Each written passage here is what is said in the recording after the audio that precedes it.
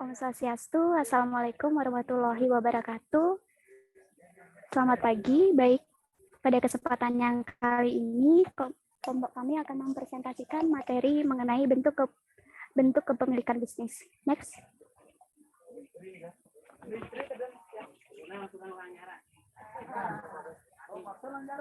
Adapun anggota kelompok kami yang terdiri dari saya sendiri, yaitu Sayu Anggi Dewi Sapitri dengan NIM terakhir 1033, dan rekan saya Niputu Putri Pranayanti Utami dengan NIM terakhir 1045, Gede Hito Sanjaya dengan NIM terakhir 1050, Rapi Muhammad Fakih dengan NIM terakhir 1051, dan Handani Zenrato dengan NIM terakhir 1060. Next.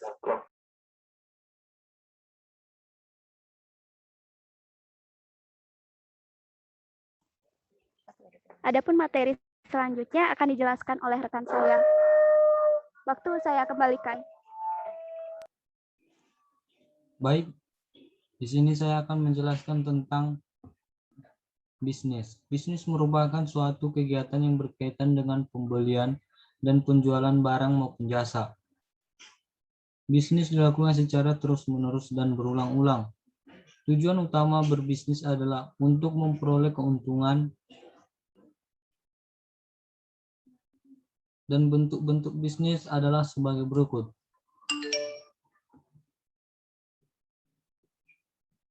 Yang pertama ada perusahaan perseorangan.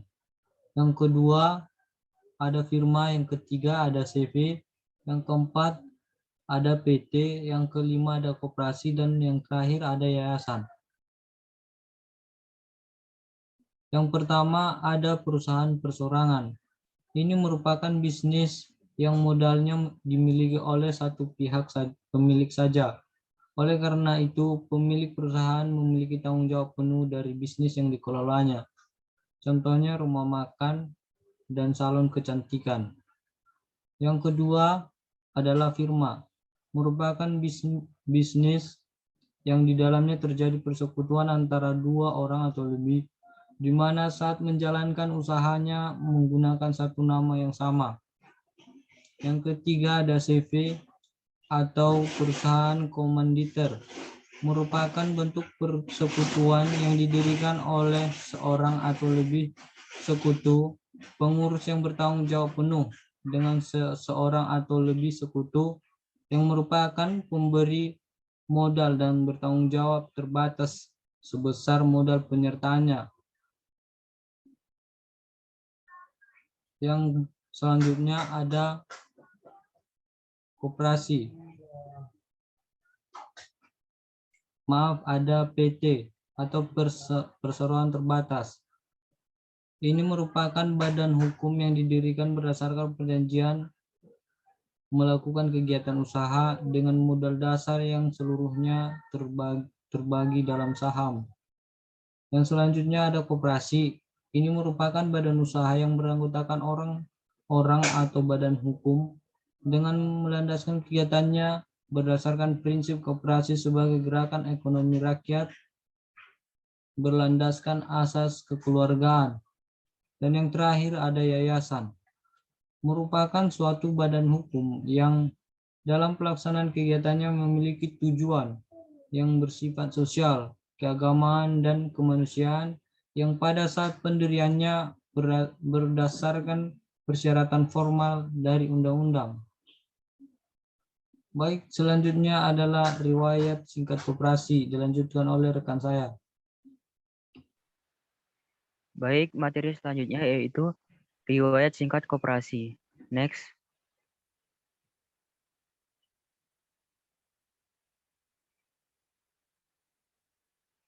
Dalam hal ini akan dikemukakan beberapa sejarah penting saja dari gerakan koperasi yang ada di Inggris, Prancis, Jerman, Denmark, dan Indonesia. Negara-negara tersebut mempunyai sejarah perkembangan koperasi yang khusus seperti 1. Inggris memelopori berdirinya koperasi konsumsi. 2. Prancis memelopori berdirinya koperasi produksi. 3. Jerman memelopori berdirinya koperasi kredit. 4. Denmark memelopori berdirinya koperasi pertanian atau peternakan. Next.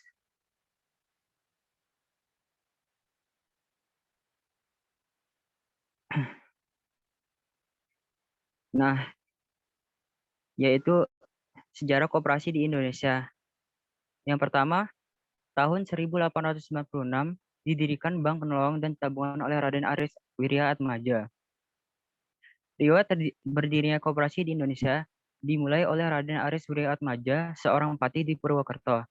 Tahun 1896 didirikannya Bank Penolong dan Tabungan yang bertujuan untuk menolong pegawai dari cengkraman lintah darat.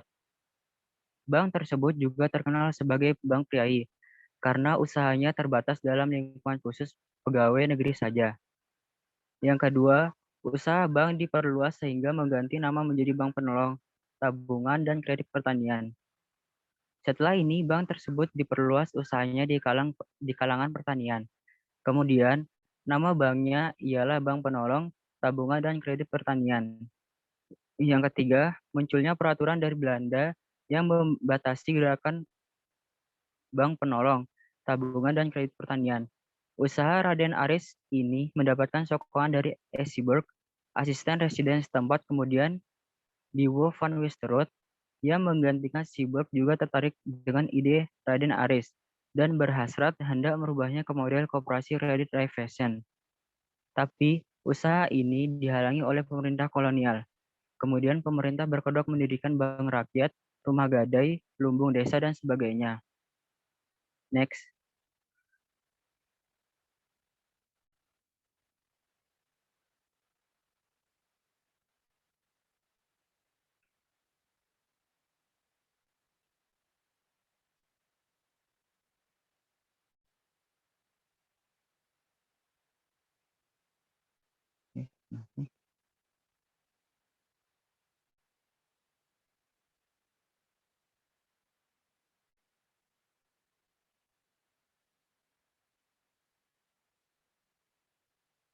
Next.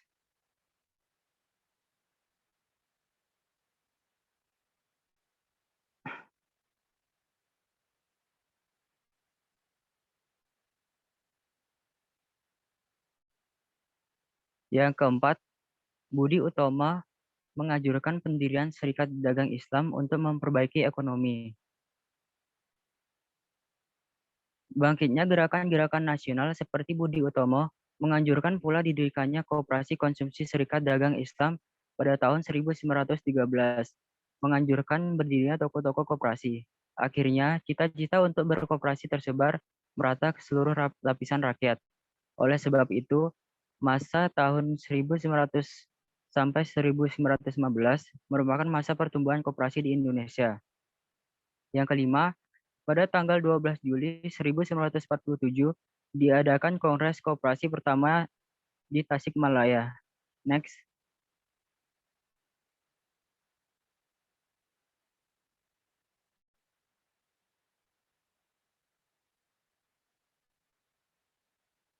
Selanjutnya, perlu juga diketahui tentang lambang koperasi di Indonesia, berupa lingkaran bersambung antara rantai, gigi roda, kapas dan nadi, pohon beringin di tengahnya, dan ada timbangan di atasnya. Ini mempunyai arti sebagai berikut.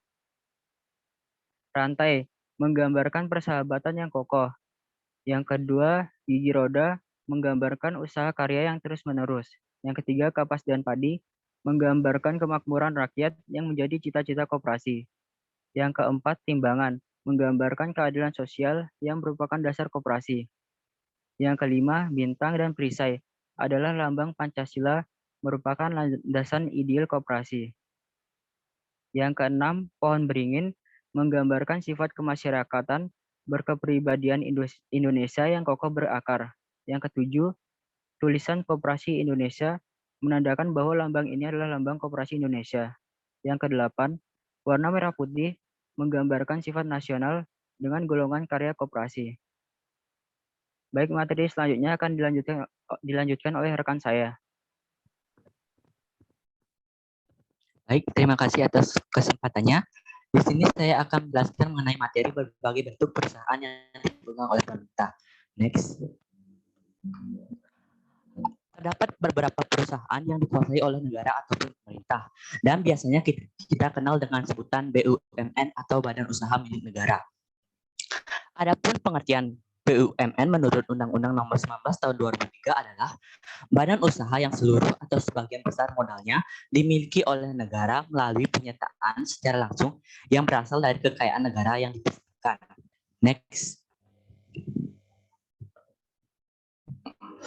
Adapun tujuan dari BUMN ini menurut Undang-Undang Nomor 19 Tahun 2003 dijelaskan melalui pasal 2 ayat 1, tujuan dari BUMN yaitu yang pertama yaitu memberikan sumbangan bagi masyarakat untuk perkembangan perekonomian nasional pada umumnya dan penerimaan negara pada khususnya, yaitu untuk mengejar keuntungan.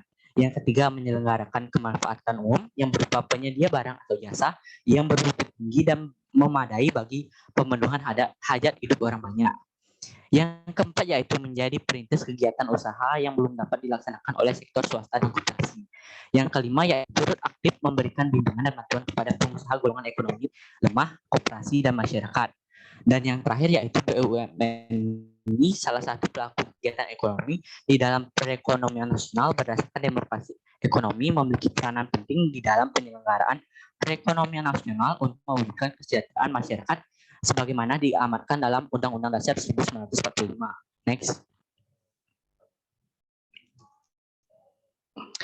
Adapun fungsi BUMN sebagai berikut. Yang pertama, sebagai penyedia barang ekonomis dan jasa yang tidak disediakan oleh swasta. Yang kedua, merupakan alat pemerintah di dalam menata kebijakan perekonomian. Yang ketiga, sebagai pengelola dari cabang produksi sumber daya alam untuk masyarakat banyak. Dan yang keempat, sebagai penyedia layanan dalam kebutuhan masyarakat. Next. Fungsi BUMN selanjutnya yaitu sebagai penghasil barang dan jasa demi pemenuhan orang banyak. Yang keenam yaitu sebagai pelopor terhadap sektor-sektor usaha yang belum diminati oleh pihak swasta. Yang ketujuh sebagai pembuka lapangan kerja penghasil devisa negara. Yang kedelapan yaitu sebagai pembantu dalam pengembangan usaha dari usaha kecil dari koperasi. Dan yang terakhir yaitu pendorong dalam aktivitas masyarakat terhadap berbagai lapangan usaha. Next. Di sini terdapat berbagai macam bentuk perusahaan yang dipegang oleh pemerintah. Dalam perkembangannya, ada berbagai bentuk perusahaan yang dimiliki oleh pemerintah Indonesia yang menurut Undang-Undang Nomor 19 Tahun 2003, BUMN ini digolongkan ke dalam dua jenis BUMN, yaitu Perum dan Persero. Namun, sebelum adanya Undang-Undang Republik Indonesia Nomor 19 Tahun 2003 ini, ada tiga jenis perusahaan BUMN selain dari Perum dan Perseroan, yaitu Berjan.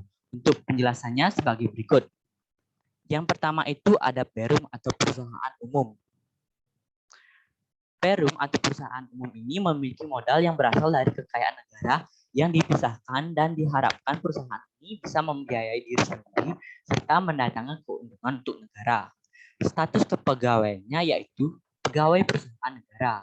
Adapun tujuan dari didirikannya BUMN ini, BUMN Perum untuk mendapatkan keuntungan serta untuk memberikan pelayanan yang berupa penyediaan produk berupa barang atau jasa kepada masyarakat dengan harga yang terjangkau. Perum ini dipimpin oleh seorang redaksi, sedangkan untuk Perum Otorita ini dipimpin oleh General Manager yang bertanggung jawab pada Menteri. Adapun contoh dari Perum ini yaitu ada Perum Pegadaian, Perum NAS, Perum Produksi Film Negara, Perum Damri, Perum PPD, Perum Perhutani, Perum Percetakan Uang RI, dan sebagainya. Yang kedua yaitu ada Persero atau Perusahaan Negara Persero PT. Persero ini merupakan perusahaan BUMN yang pemilikannya sebagian besar dikuasai oleh pemerintah atau lebih dari 51% dan sisanya dikuasai oleh pihak swasta. Adapun tujuan dari didirikannya perusahaan Persero ini untuk mendapatkan keuntungan serta untuk memberikan pelayanan pada masyarakat. Ini memiliki saham sebagian atau seluruhnya yang dimiliki oleh negara. Diharapkan perusahaan ini memperoleh keuntungan dan dapat membiayai operasi perusahaannya. Persero ini berkedudukan sebagai perusahaan biasa dan dipimpin oleh direksi yang bertanggung jawab kepada RPPS. Adapun contoh dari Persero ini yaitu yang pertama di bidang perbankan. Contohnya yaitu ada PT Bank Mandiri Tbk, PT BNI, BRI, BTN. Yang kedua di bidang asuransi. Contohnya yaitu PT Asuransi Jasara Harja, PT Asuransi Jiwasraya, PT Askes, Jamsostek, Taspen, dan sebagainya. Yang ketiga yaitu pada bidang pembiayaan, contohnya PT Dana Reksa. Yang keempat yaitu bidang konstruksi, contohnya PT Adikarya, Utama Karya, Waskita Karya, dan sebagainya. Dan yang terakhir yaitu di bidang jasa penilai, contohnya PT Sujovido, PT Surveyor, dan sebagainya. Yang ketiga yaitu contoh dari BUM ini yaitu ada Berjan atau perusahaan jawatan. Perusahaan jawatan ini merupakan badan usaha milik negara.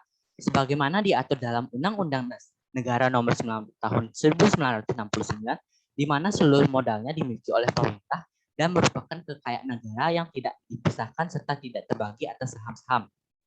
Berjan ini merupakan perusahaan milik jawatan. Departemen pegawainya adalah pegawai negeri. Perusahaan ini kebanyakan masih mendapat subsidi dari pemerintah. Hal itu karena pengelolaannya cukup berat. Kecenderungan terjadi, Berjan berangsur-angsur ribah menjadi bentuk persero. Ini merupakan kebijaksanaan pemerintah untuk mengurangi beban subsidi yang cukup memberatkan keuangan pemerintah. Adapun tujuan dari perusahaan jawatan ini yaitu untuk menyelenggarakan kegiatan usaha untuk kemanfaatan masyarakat umum yang berupa penyediaan jasa layanan yang bermutu tinggi dan tidak semata-mata mencari keuntungan. Dan untuk mendukung pembiayaan dalam menyelenggarakan kegiatan pelayanan, Berjan dapat melakukan kegiatan tertentu yang berkaitan dengan bidang pelayanan yang bersangkutan. Berdasarkan Undang-Undang Nomor 19 Tahun 1999, Berjan berkedudukan pada tingkat jawatan yang dipimpin oleh kepala jawatan. Adapun contoh dari Berjan ini yaitu Berjan RS Harapan Kita, RS Cipto Mangunkusumo, RSN Jambil, dan sebagainya.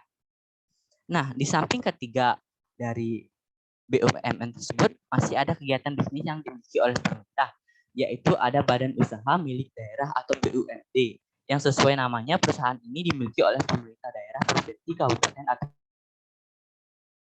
pendirian BUMD ini memberikan manfaat bagi perkembangan perekonomian daerah, menyelenggarakan manfaat umum yang berupa penyediaan barang atau jasa yang bermutu di masyarakat yang sesuai kondisi, karakteristik, dan potensi daerah yang bersangkutan.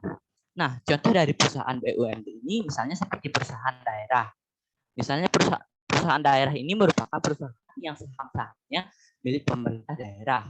Pengelolaan dan pengawasannya dilakukan oleh pemerintah daerah. Perusahaan ini merupakan sumber penghasil daerah. Misalnya seperti PDAM, yaitu perusahaan daerah air minum. PDMamin, yaitu perusahaan daerah makanan dan minuman. Nah, tujuan dari perusahaan daerah ini yaitu untuk mendapatkan keuntungan yang bisa dipakai untuk pembangunan daerah. Demikian materi yang bisa saya sampaikan. Selanjutnya akan saya serahkan kepada rekan saya. Terima kasih.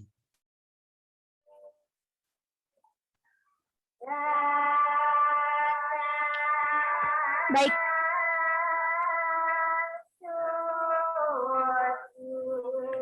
Baik, terima kasih atas kesempatannya. Di sini saya akan mempresentasikan materi tentang bentuk pemilikan bisnis di Amerika.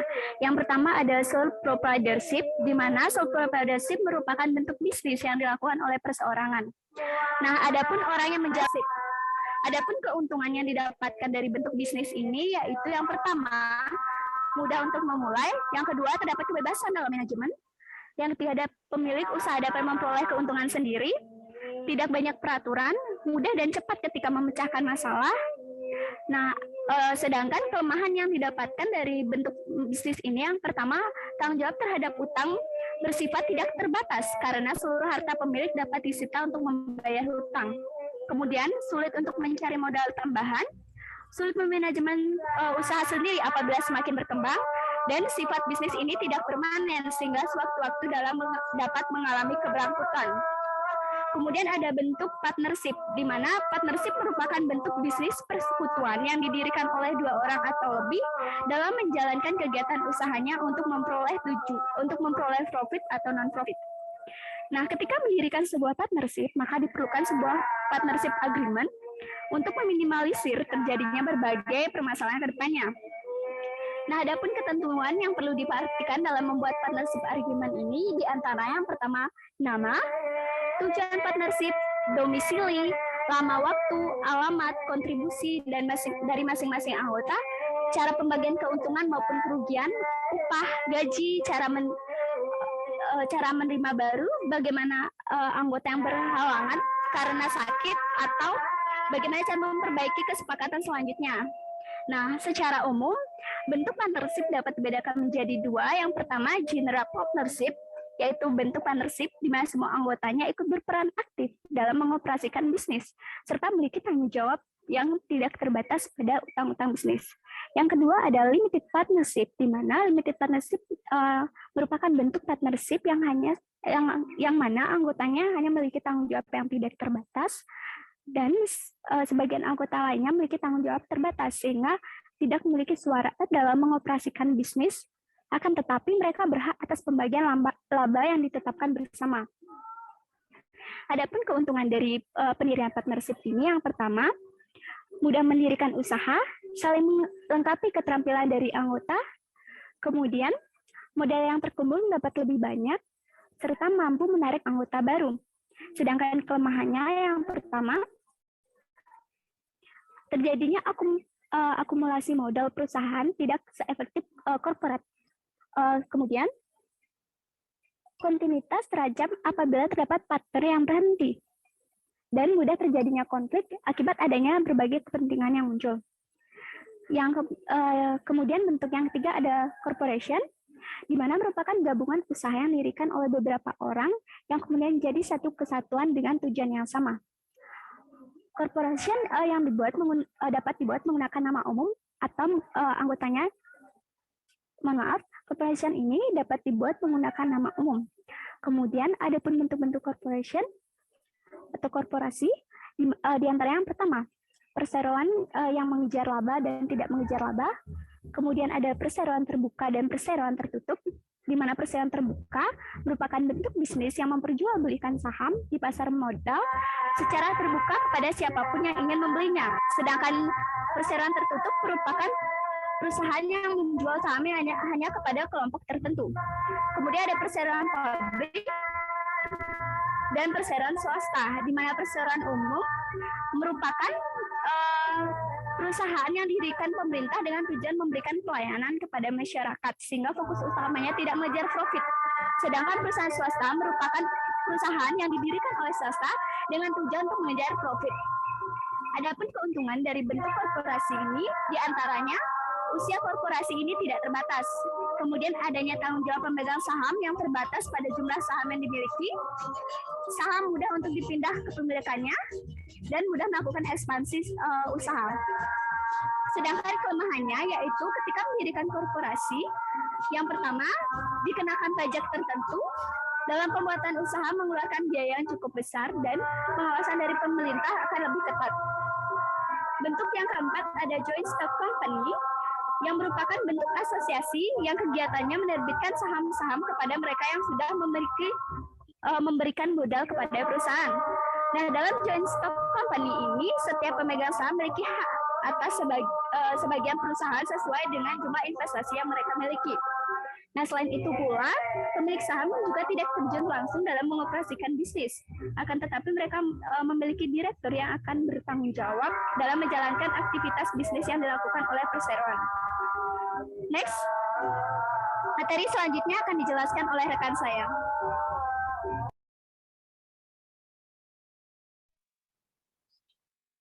Baik, saya akan menjelaskan materi selanjutnya. Dari bentuk pemilikan bisnis di Amerika, yang pertama adalah bisnis trust.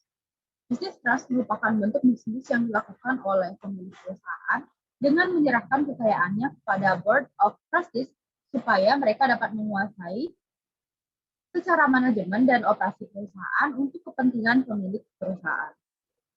Yang kedua ada joint venture and underwriting syndicates, di mana joint venture merupakan kerjasama dengan negara lain untuk meningkatkan ekonomi perusahaan, dan underwriting syndicates adalah kerjasama penjualan saham obligasi. Bentuk kepemilikan bisnis ini merupakan bentuk tertua yang berasal dari Eropa pada tahun 1600 sampai 1700-an. Yang ketiga ada kooperatif, yang merupakan bentuk bisnis yang dibangun berdasarkan asas kekeluargaan dengan tujuan untuk mensejahterakan anggotanya dengan cara memenuhi kebutuhan anggota seperti menjual barang-barang dengan harga yang lebih murah. Umumnya, kooperatif merupakan kooperasi berskala kecil dalam menjalankan usahanya dilakukan oleh para pengurus, sedangkan untuk kooperatif atau koperasi berskala besar yang menjadi pelaksana kegiatan, usaha dilakukan oleh direktur. Selanjutnya ada grup-grup perusahaan yang merupakan perusahaan-perusahaan yang berada di bawah individu atau kelompok orang yang memiliki pengaruh besar terhadap manajemen.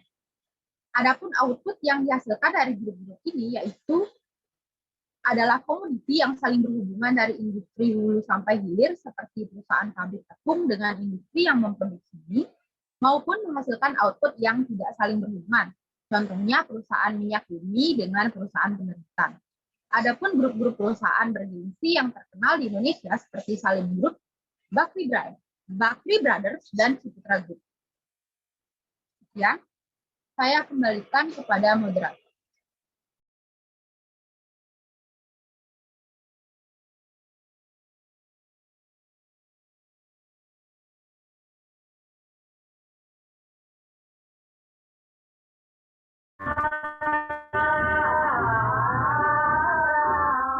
Baik, sekian presentasi dari kelompok kami mengenai materi bentuk-bentuk kepemilikan bisnis. Apabila ada kata yang salah maupun salah ucapan dari kelompok kami mohon maaf. Kami tutup dengan para mesanti. Om Santi, Santi, Santi, Om. Selamat pagi.